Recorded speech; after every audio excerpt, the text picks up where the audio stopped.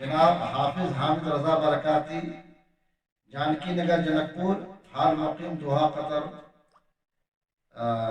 پوچھتے ہیں کیا فرماتے ہیں علماء کرام مفتیان شرمتین کہ چند جنازے ہیں جن میں کچھ بالغوں کے ہیں اور کچھ نابالغوں کے ہیں۔ اب مسئلہ دریافت میں یہ ہے کہ نماز جنازہ کیسے پڑھی جائے، سب کے ساتھ میں یا الگ الگ؟ مدلل مفصل جواب فرمائیں مہربانی ہو۔ جنازے کے حوالے سے یہ عرض ہے جواباً کہ اگر چند جنازے اکٹھے ہو جائیں، چند کیا اگر سینکڑوں جنازے بھی اکٹھے ہو جائیں تو حکم یہ ہے کہ اگر ایک ساتھ پڑھنا چاہیں تو تمام جنازوں کی نماز ایک ساتھ پڑھ سکتے ہیں۔ اب اس میں یہ ہے کہ اگر کچھ بالغ اور کچھ نابالغ ہیں تو سب سے پہلے نماز کے اندر، نماز جنازہ کے اندر بالغ کی دعا پڑھی جائے گی اور پھر اس کے بعد نابالغ کی دعا بھی پڑھی جائے گی۔ ہاں البتہ اگر وقت ہو اور دقت نہ ہو تو تمام جنازوں کی نماز الگ الگ پڑھنا ہی یہ افضل ہے، واللہ تعالی عالم۔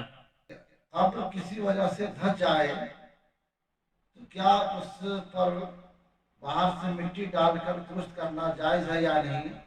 ارشاد فرمائیں شریعت کا کیا حکم ہے؟ اگر قبر دھس گئی ہے اور ویران جیسی ہو گئی ہے، اس کا کچھ پتہ نہیں چل رہا ہے، تو ایسی صورت میں شریعت نے اس بات کی اجازت دی ہے کہ اس پر مٹی ڈال کر کے اس قبر کو درست کر لی جائے۔ فتاوی ہندیہ کے اندر ایک جزیہ ہے وَإِذَا خَرَبَتِ الْقُبُورُ فَلَا بَأْسَ بِتَطْیِینِهِ، یعنی یہ کہ جب قبر ویران جیسی ہو جائے تو اس پر مٹی ڈالنا یہ جائز اور درست ہے۔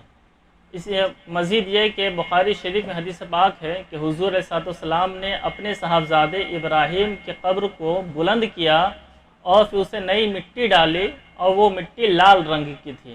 صحیح بخاری میں یہ روایت موجود ہے۔